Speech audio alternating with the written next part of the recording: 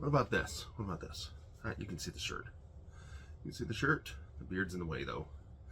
Beard is always going to be in the way.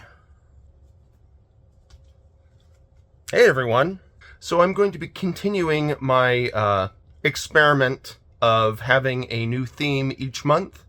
And this month, for the month of January, I am going to do New Year's gaming resolutions.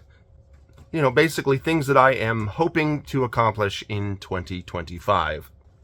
And for this week's episode, my New Year's gaming resolution is to play more Atari.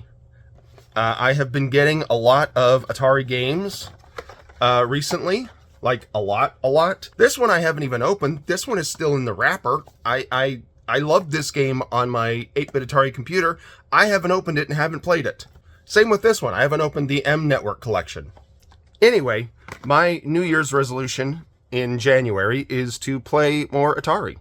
So, hey, what am I playing?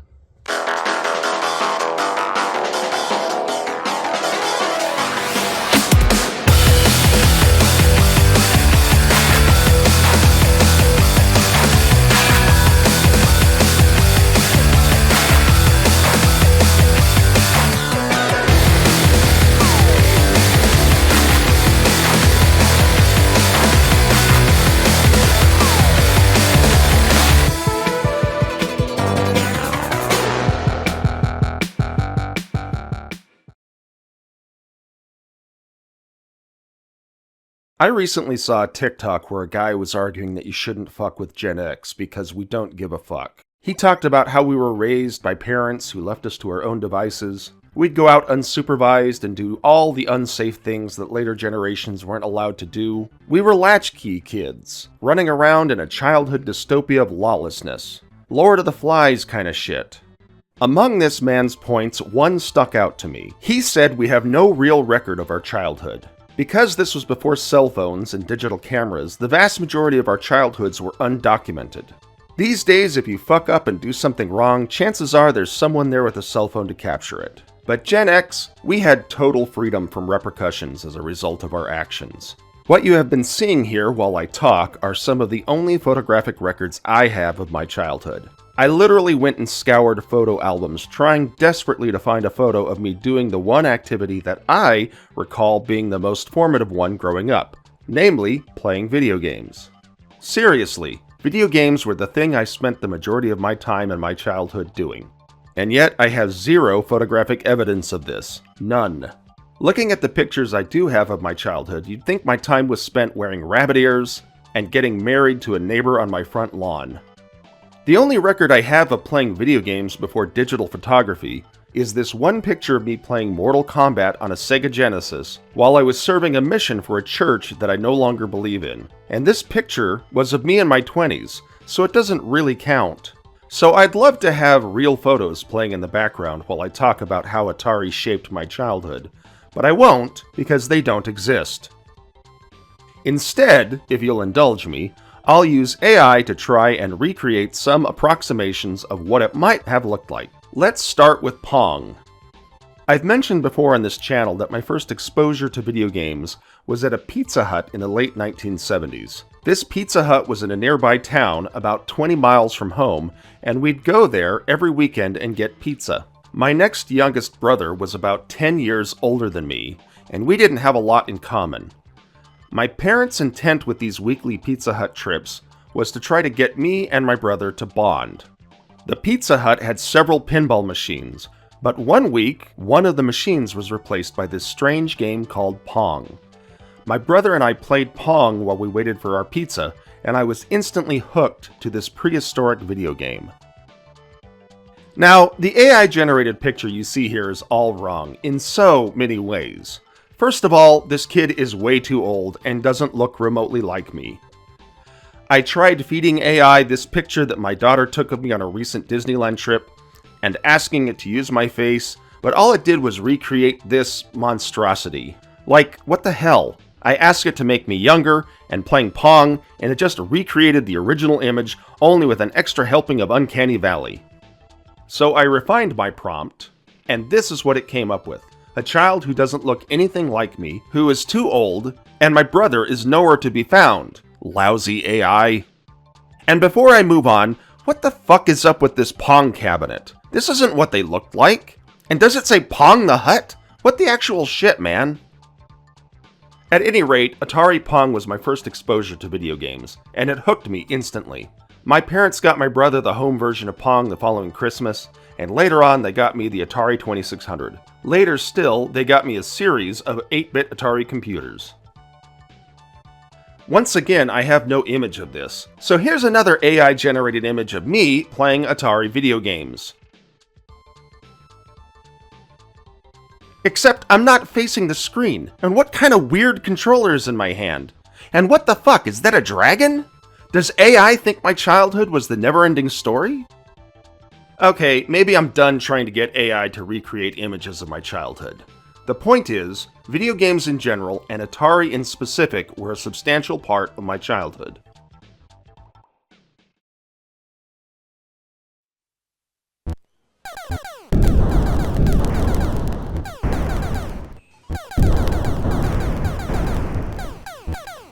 My parents would plot me down in arcades while they went shopping or while they secretly gambled in Vegas, and I'd be babysat for hours by the phosphorus glow of the screens and the keen trills of the speakers. I'd bathe in a sea of bleeps and bloops and bliss out to the sounds of lasers, spaceships, and power pellets.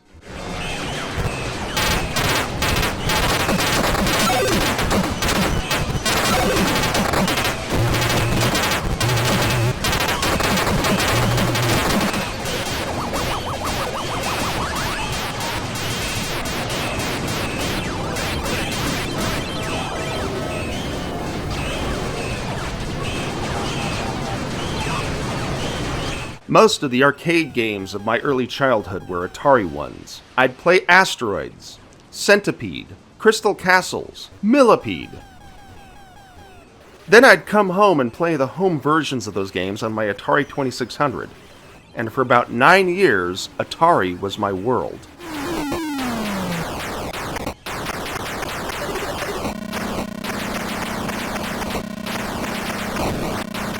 I'd come home after school and sit down with my Atari 2600 or one of my 8-bit Atari computers.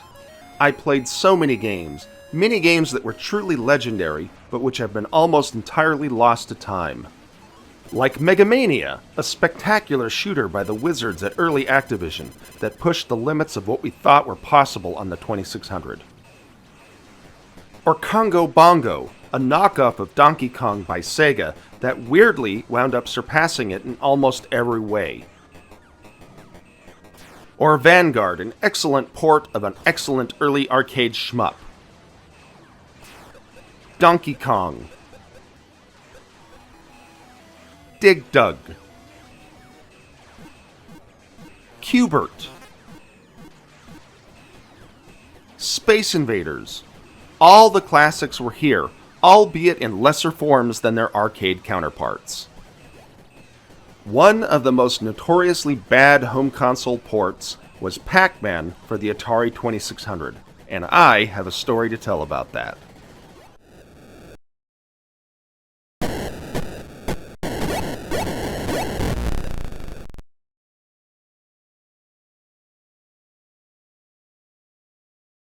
This was my mom. She was a piano teacher in town, and wound up teaching 4 generations of kids while she lived there. I can still go to the little town where I grew up and run into people who know me because they knew my mother, because she taught them piano lessons.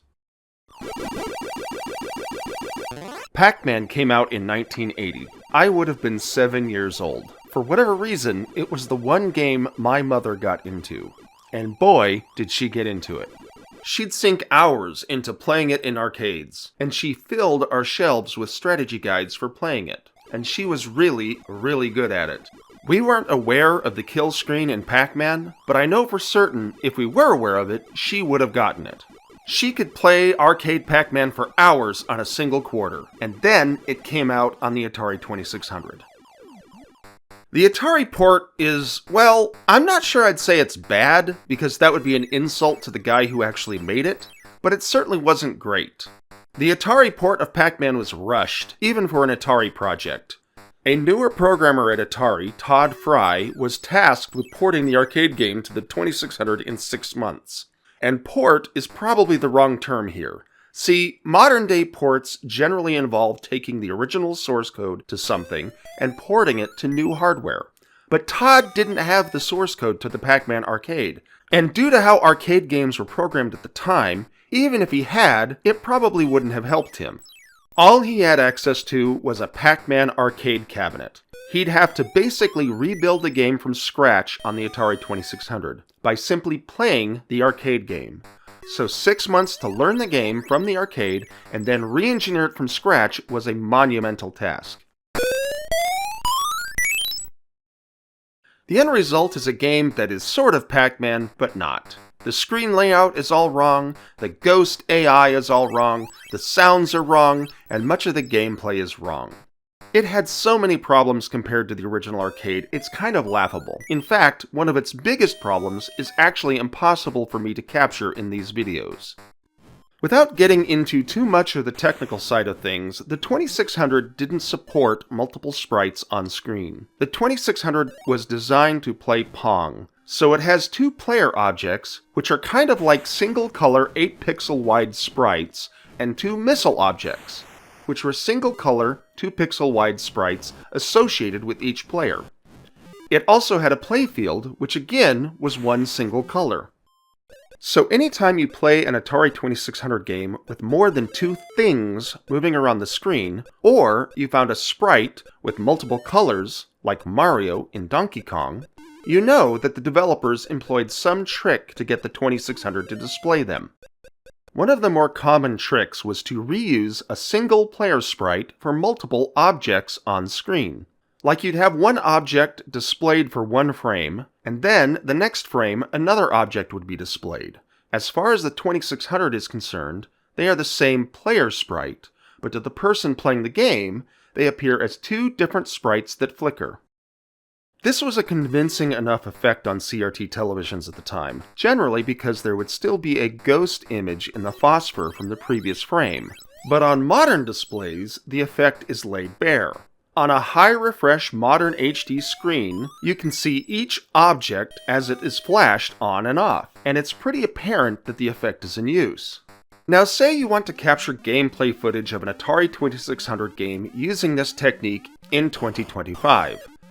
You might pass the signal through a video capture device, like I do, and then use a screen recording tool, like OBS on a PC, to actually record the footage. Because there will always be a discrepancy in frame times between the 2600 output, or the output of an emulation system like the 2600 Plus or 7800 Plus, you will invariably miss frames in your capture.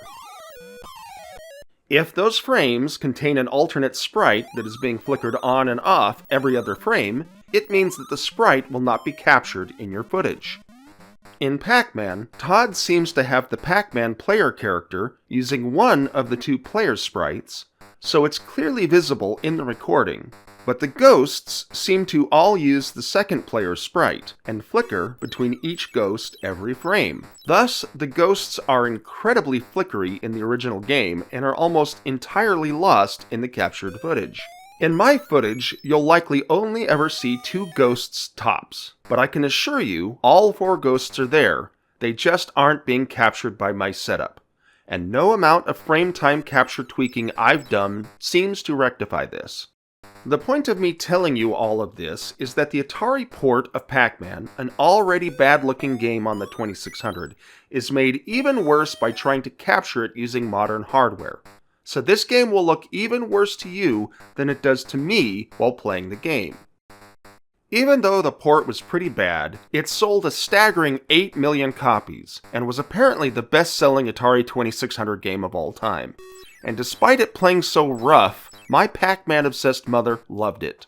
She had to relearn all of her strategies for the game due to the different layout and the ghost AI being much more rudimentary than the arcade. But learn it she did, and very quickly she mastered the 2600 version of Pac-Man. Now, one thing modern gamers might not realize about deep retro games like those found on the 2600 is that they very rarely had any endings. The games were intended to be played until you reached game over. Pac-Man was no different.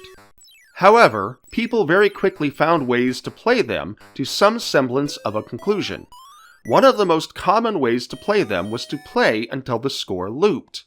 The scores were stored as fixed-width integers, often combining multiple to make up the total score. Internally, the scores would be a series of bits, ones and zeros, that could be translated into an integer number. As an example, let's take an 8-bit unsigned integer, meaning an integer that is 8 bits wide, 8 ones and zeros, and when translated to base 10 is a number that starts at 0. All zeros would be base 10, 0, and all ones would be base 10, 255. If your score was represented by this single 8-bit unsigned integer, and every time you shot an enemy on screen, you would gain 1 point, after defeating 255 enemies, your next kill would loop the score back to 0. This is what looping the score means in the context of these old games. It literally just means earning a score beyond what the system can actually store in memory based upon the bit width of the integer or integers in use, thus making the score loop back to 0.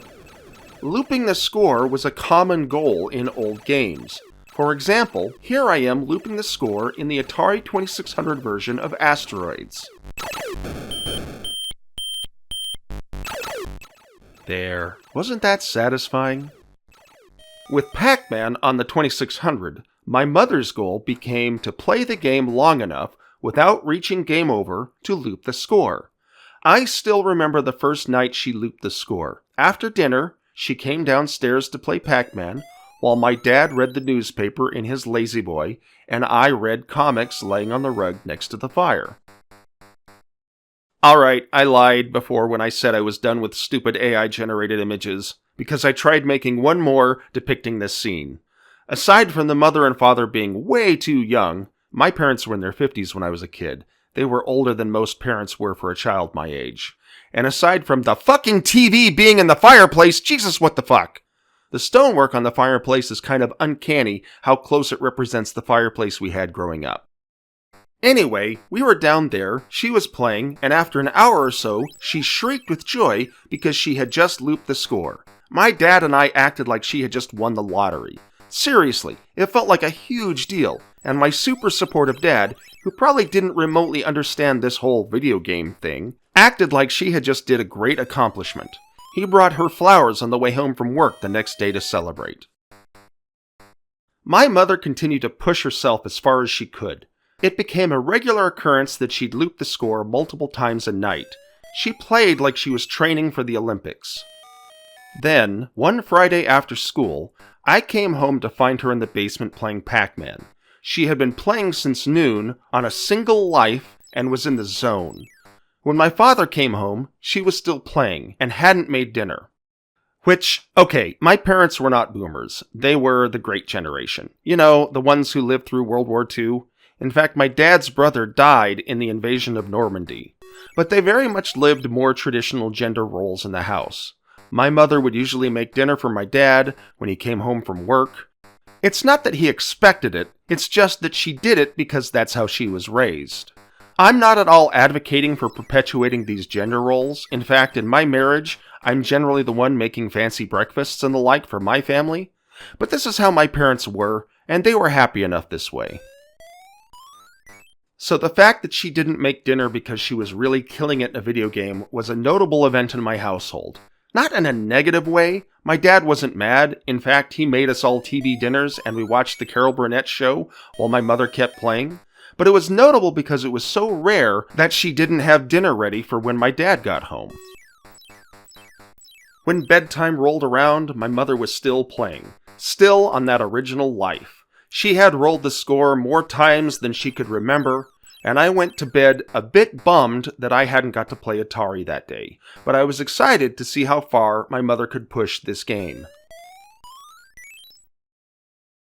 Saturday mornings were special in the 1970s and 1980s. And now here they are, the most daredevil group of daffy drivers to ever whirl their wheels in the wacky races. Competing for the title of the world's wackiest racer. Cartoons were only aired on TV on Saturday mornings, It really was the only time television was broadcast for kids like me. My dad and I would wake up and watch Saturday morning cartoons all morning until The Wonderful World of Disney came on, followed by National Geographic. My dad would make all sorts of silly jokes as we watched National Geographic, doing funny voices for each of the animals. After National Geographic, he would fall asleep, napping in his lazy boy, and I would get Kraft single-sliced cheese, lay them out on his arm, and pretend I was a flesh-eating zombie and eating his flesh as I ate the cheese. Well, this Saturday morning was different, because my dad and I woke up to find my mother still playing Pac-Man, still on that original life. She was frazzled. She'd been playing for nearly 24 hours, playing a single game of Pac-Man. She had a crazed, sleep-deprived look on her face, and had a faraway stare. She didn't look like my mom. She looked like Large Marge from Pee-wee's Big Adventure. Burning wreck. It looked like this. She asked me to turn off the Atari because she couldn't do it. The game flicked off and shrank to a dot in the center of the screen, the black screen now reflecting the crazed look in her face. My mother got up and made breakfast. She was a zombie for the next couple of days, walking around with a far-off look in her eyes like she's seen some shit. She never played Pac-Man again. In fact, other than briefly playing columns on the Sega Genesis in the 1990s, she never played video games again.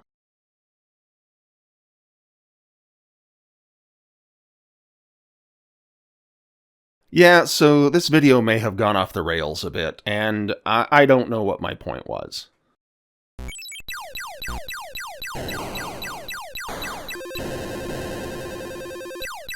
I do want to play more Atari games in 2025. I've gotten so many games recently for the 2600 and 7800.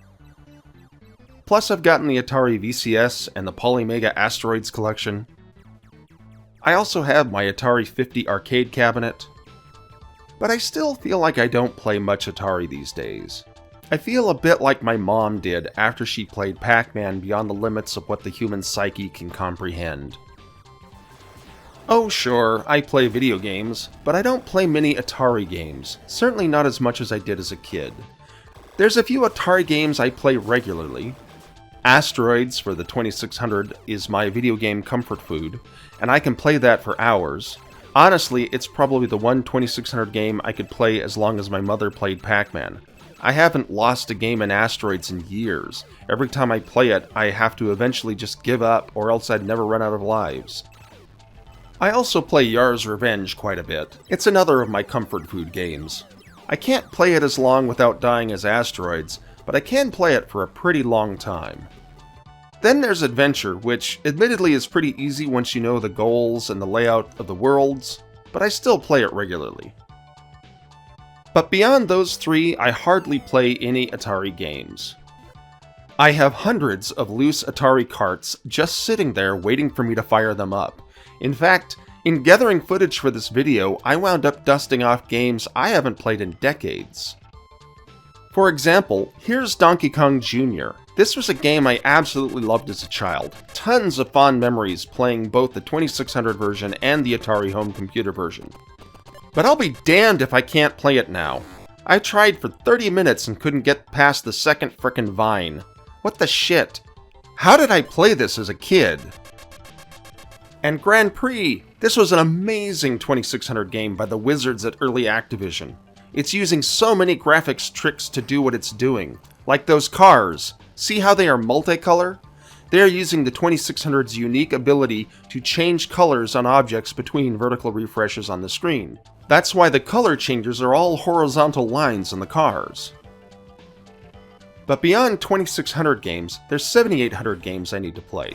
I never had a 7800 as a kid, but it's a platform I've recently really gotten into and have been collecting a ton of games for it. I've played all of my recent purchases, but not for very long. Generally, it was enough to capture enough footage should I ever need it, but not enough to really count as playing the game. And then there's all the arcade games on my Polymega and VCS. And on the VCS itself, there's quite a few exclusive titles I need to play. So that's my New Year's gaming resolution. Play more Atari games.